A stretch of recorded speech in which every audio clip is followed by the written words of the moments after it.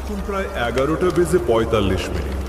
শেষ লোকাল ট্রেনটা যখন শ্যামলতলাতে গিয়ে থামল, তখন চারপাশ কালো কুয়াশায় ঢাকা।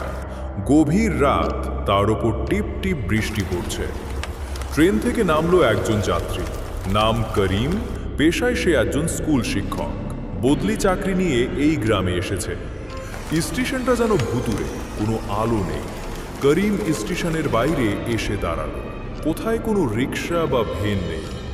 হঠাৎ অন্ধকার থেকে একটা খসখসে গলা ভেসে এলো।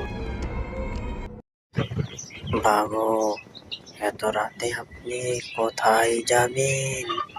এই জঙ্গলে? করিম সামলিয়ে বলল, আমি নিতাই বাবুর বাড়িতে যাব। ধুলিয়া গ্রামটা কোন দিকে বলতে পারবেন? বৃদ্ধ আঙ্গুল দেখিয়ে বলল, ওই দিকে। করিম আর কথা না বাড়িয়ে হাঁটতে শুরু করল। বৃষ্টি আরও আগেই থেমে গেছে। চারিদিকে ঝিঁঝি পোকার ডাক ছাড়া আর কোন শব্দ নেই। করিম বুঝতে পারছিল যে তার পেছনে কেউ হাঁটছে, তবুও সে হাঁটতে লাগল। এভাবে কিছুক্ষণ চলার পর সে ডাইনিকে দেখতে পেল। সে ভয়ে দৌড়ে দৌড়ে গ্রামের ভিতরে ঢুকে পড়ল।